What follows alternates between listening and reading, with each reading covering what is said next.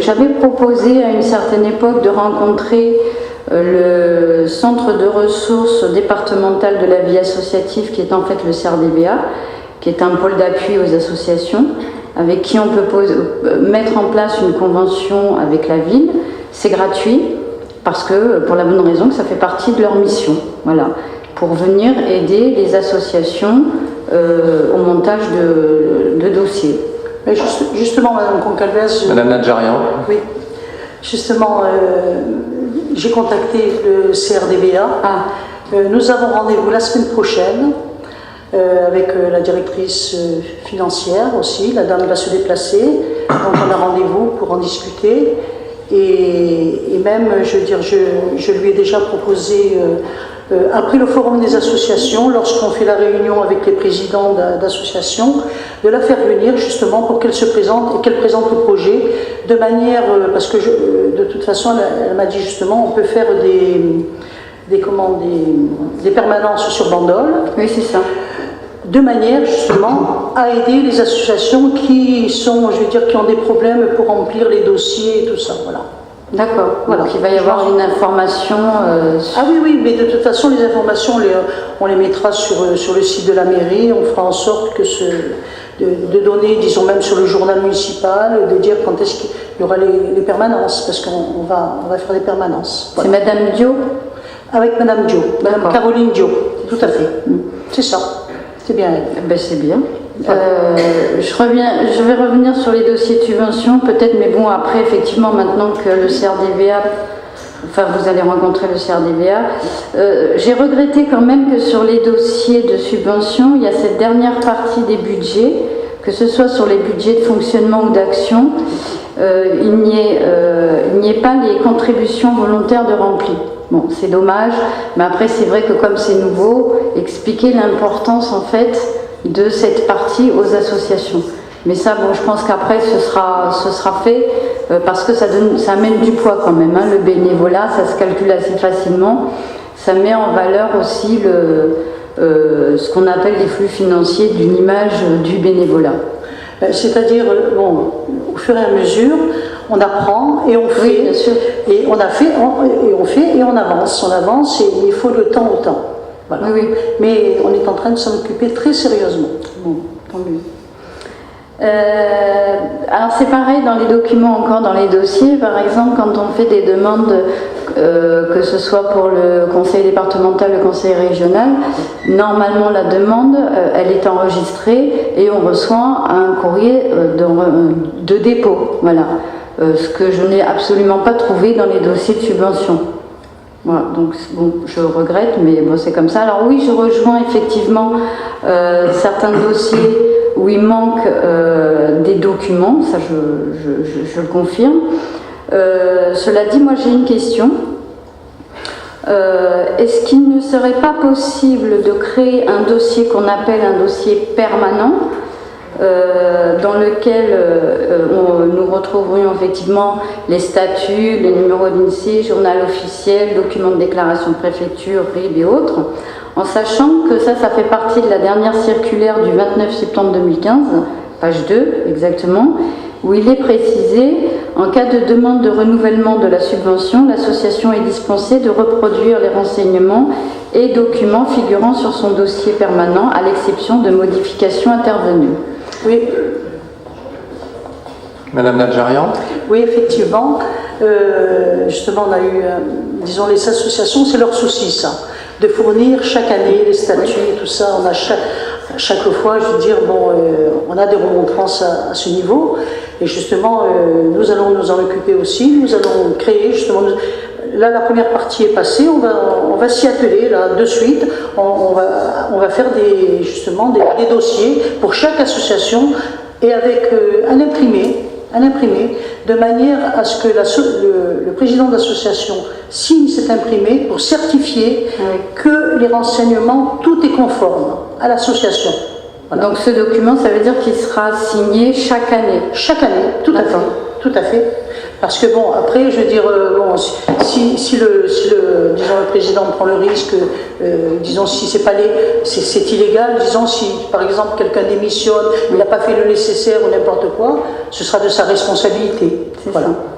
D'accord. En sachant que dans les dossiers, il manquait des statuts, donc il va falloir contacter, même si c'est voté, de manière à pouvoir les mettre dans le dossier permanent. Oui. Donc vous voyez qu'on a pas mal de travail. Hein. Très bien. Alors, une autre question. J'ai constaté qu'effectivement, il y avait une liste des associations sur le site de la ville. Est-ce que c'est pas à jour. Ça, je le sais. J'en ai parlé avec le service concerné, et donc la personne, parce que justement, c'est récent. En octobre dernier, nous avons fait une réunion des présidents d'associations, et justement nous avions donné des documents pour qu'ils remplissent le nom, l'adresse, le téléphone, de manière à mettre à jour. Pour l'instant, ça n'est pas fait, donc j'ai rappelé le problème, et on m'a dit qu'on allait s'en occuper et de mettre à jour pour que ce soit mis sur le site de la mairie. Voilà. Et ça, bon, je redemanderai voir si ça a été fait. Pour l'instant, la personne m'a dit qu'elle allait le faire. Très bien. Et enfin, dernière question, après j'ai fini. Pensez-vous qu'il soit possible de proposer aux associations sur le site de la ville un lien les guidant dans toutes leurs démarches administratives? C'est en quelque sorte une boîte à outils. Voilà. Alors il y a deux possibilités, il y en a une qui est plus simple qu'une autre. Soit effectivement c'est un lien vers un site institutionnel, et ça c'est plutôt simple, soit héberger les textes en vigueur, mais s'il y a des changements, ça veut dire qu'il faut aussi les changer. Alors il n'y en a pas tant que ça, hein. Ça peut être par exemple la création d'une association, la modification parce qu'on modifie le titre, l'objet, le siège social ou autre chose. Il y en aurait à peu près 5-6 déclarations de liste des associations pour qu'il y ait une vraie démarche, pour qu'ils puissent comprendre effectivement comment ça fonctionne et de manière à avoir cette boîte à outils qu'ils puissent utiliser à n'importe quel moment. Oui, c'est une très bonne idée. Ça va, je vais m'en occuper. Voilà, pour moi, j'ai terminé. Merci. Bon, merci. Effectivement, c'est, je pense, assez constructif et ça va nous aider. Puisque vous avez posé beaucoup de questions, je vais vous en poser une. À moi? Oui. Oui. Est-ce que le dossier CERFA vous paraît adapté? C'est pas une question de savoir s'il est adapté ou pas. C'est celui qui a été créé par l'État, donc on ne peut pas le changer. Il a été créé, me semble-t-il, ce CERFA, il date de 2000, si je dis pas de bêtises, hein, parce que moi j'ai commencé à les remplir en 2002. Ce qui a été rajouté, c'est la dernière partie, donc en 2002, contribution volontaire. Moi au début ça me semblait être très difficile, et puis finalement parce qu'effectivement moi j'ai eu la chance aussi de rencontrer sur ma route le CRDVA, c'est eux qui m'ont un peu expliqué comment fonctionnaient les lignes. Il est adapté, oui. Prenons par exemple un budget prévisionnel. Le budget prévisionnel qui a été voté lors de l'Assemblée Générale, on le reproduit uniquement. Après, ce qui est peut-être un peu plus compliqué pour les associations, c'est de se dire, on demande, je ne sais pas, 3 000 € à la commune, il faut ventiler en fait sur les charges. Et après peut-être que, mais ça c'est une gymnastique à voir, hein, c'est pas très compliqué. Cependant sur les dossiers de subvention, de mémoire je ne saurais plus laquelle, il y a une association qui proposait par exemple 5 actions. Voilà. Et cette association a imprimé 5 dossiers complets. Alors j'entends bien que des fois les associations avec les photocopies, elles traînent un peu des pieds, mais en fait, quand on a 5 actions à proposer, il suffit d'imprimer un seul dossier. Et puis après, les 4 autres actions, il suffit d'imprimer de la page 6 à la page 10. On n'est pas obligé de remplir tous les autres, il n'y a aucune obligation. Donc, mais bon, ça après, c'est un coût à avoir. Mais maintenant, moi j'ai l'habitude, ces documents existent depuis 2000 et avec une transformation en 2002, moi j'ai l'habitude de travailler. Donc, mais après, est-ce qu'ils sont adaptés je sais pas. Enfin, moi, ça me semble pas compliqué.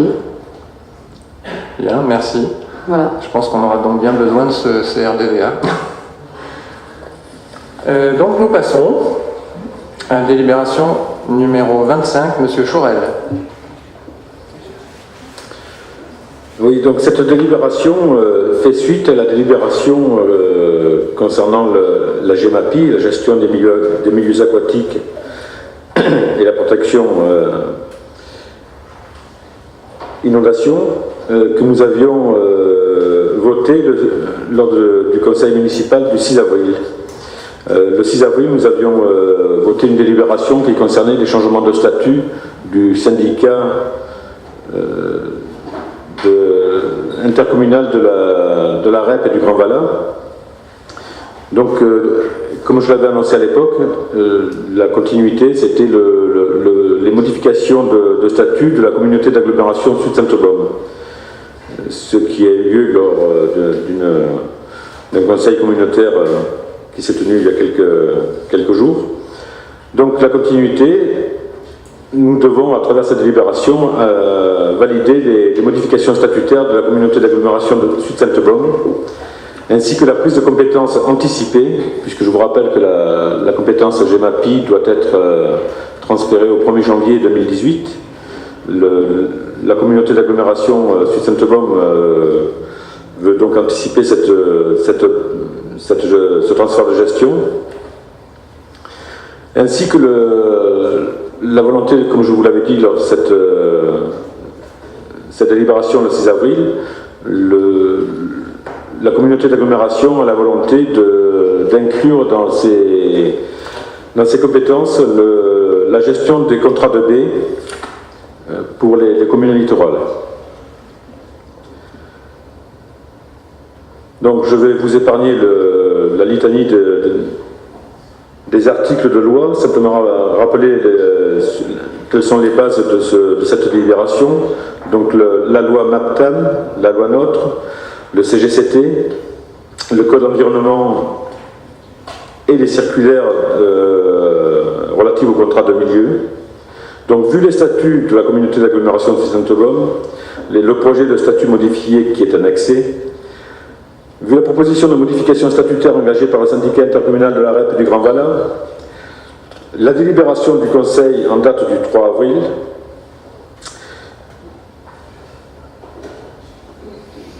donc, afin d'anticiper au mieux cette échéance, la communauté d'agglomération de Sud-Saint-Aubonne a souhaité engager une modification statutaire pour intégrer dès maintenant cette nouvelle compétence GEMAPI, avec prise d'effet différé au 1er janvier 2018.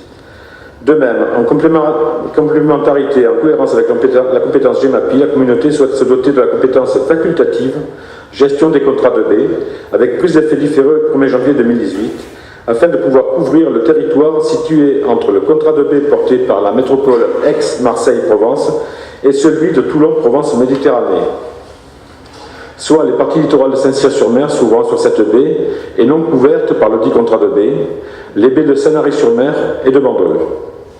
Enfin, la communauté souhaite confier le portage opérationnel de ces deux compétences au syndicat intercommunal de la REP et du Grand Valin, qui a entrepris sa révision statutaire dans cette perspective et auquel la communauté souhaite adhérer au 1er janvier 2018, en lieu et place de ses communes membres concernées par le jeu du mécanisme de la représentation-substitution. Ces nouvelles compétences doivent être intégrées dans les statuts de la communauté, qui sont par ailleurs complétés suite à la délibération numéro 2016-124 du Conseil communautaire du 21 novembre 2016 portant sur l'adhésion et le transfert au SMO-THD PACA de la compétence prévue au 1 de l'article L 1425-1 du Code général des collectivités territoriales en matière d'établissement et d'exploitation d'infrastructures et de réseaux de communications électroniques. Par conséquent, il est proposé à l'Assemblée, petit 1, d'approuver les modifications statutaires de la communauté d'agglomération Sud-Saint-Aubonne, telles que présentées en annexe de la présente délibération. Petit 2. De rendre un avis favorable à l'adhésion du syndicat intercommunal de la REP du Grand Vallat, de la communauté d'agglomération Suisse-Saint-Aubôme, une fois les statuts modifiés, pour les communes membres du Bossé, de la Cadière d'Azur, du Castellet, de Riboud et de Saint-Cyr-sur-Mer. Petit 3. De prendre acte que la CASSB viendra en représentation-substitution des communes de Évenos, Bandol et Sanary-sur-Mer au SIRGV et au syndicat mixte du bassin versant du Gapon, SMB-VG, pour la commune de Signes, une fois actée la prise de compétence en matière de GEMAPI. Monsieur le maire, petit 4, Monsieur le maire de Bandol est chargé d'exécuter la présente délibération en tant que de besoin, dont les dispositions ne s'appliqueront que sous réserve que l'arrêté préfectoral les confirme, avec effet au 1er janvier 2018. Petit 5, d'autoriser le maire à signer tout document afférent à ce dossier. Je voudrais apporter une petite précision, parce qu'il y a des termes qui ne sont pas évidents. Entre le petit 2 que je vous ai cité et le petit 3, il y a une distinction de fait entre les communes membres de la CASSB qui n'étaient pas membres du syndicat intercommunal de la REP du Grand Vallat et les communes qui étaient membres du syndicat intercommunal de la REP du Grand Vallat. Il est précisé que la communauté d'agglo, Suisse-Saint-Aubôme, viendra en représentation-substitution des communes de Évenos, Bandol et Sanary-sur-Mer, qui, elles, étaient déjà membres du syndicat intercommunal de la REP du Grand Vallat. Ceci veut dire tout simplement qu'en fait, dans un premier temps, siégeront au sein de la SSB, au sein du syndicat intercommunal de la REP du Grand Vallat, au titre de la communauté d'agglo, que les communes qui étaient déjà membres auparavant. Donc Évenos, Bandol et Sanary-sur-Mer. Bien, merci Monsieur Chorel. C'est effectivement un tout petit peu compliqué, mais ça a été, je pense, bien expliqué. Donc, si vous faites les comptes, toutes les communes de Sud-Saint-Baume, les 9 communes sont concernées. Donc, Évenos, Bandol, Sanary qui étaient déjà adhérentes. Donc, il y aura ce mécanisme de représentation-substitution. 5 autres, qui sont le Bossé, la Cadière, le Castellet, Riboud et Saint-Cyr, vont être représentés donc, par la communauté d'agglomération, et le Signes est un cas à part, qui adhère déjà à un syndicat mixte. Voilà, donc, est-ce qu'il y a des questions? Madame Cercio. Alors, en fait, c'est une intervention un peu plus générale par rapport à notre fonctionnement sur le Conseil. Donc, est-ce que c'est simplement pour vous prévenir avant que vous clôturiez le Conseil, donc si vous préférez que je la fasse maintenant avant le vote ou après le vote?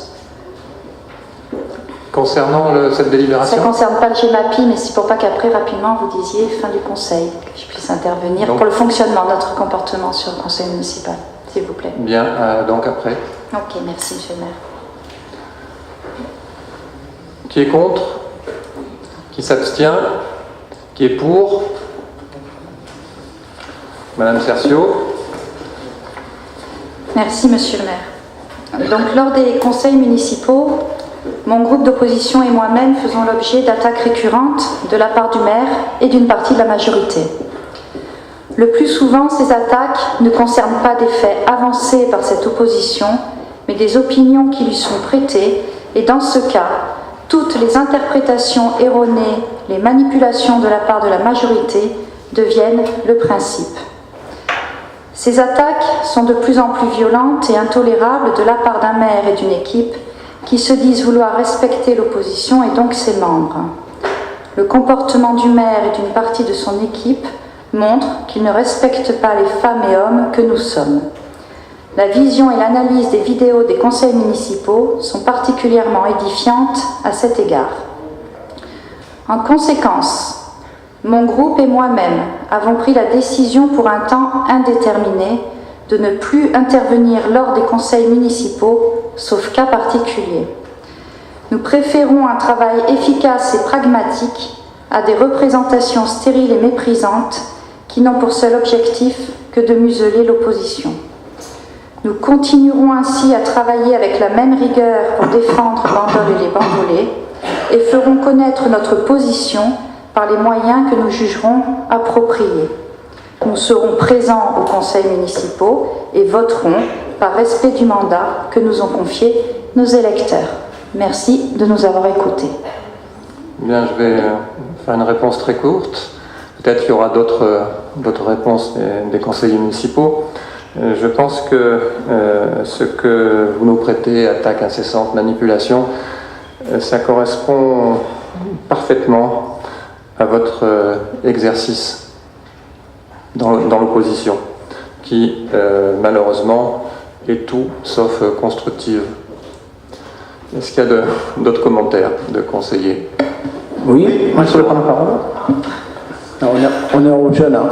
Monsieur Rocheteau? Oui, parce que là on est un peu dans les alternatives facts. Vous voyez, je ne sais pas si c'est assez d'actualité, mais moi je vais vous parler de faits objectifs, c'est-à-dire au dernier conseil municipal, l'ensemble de la majorité a été traité de petit d'esprit.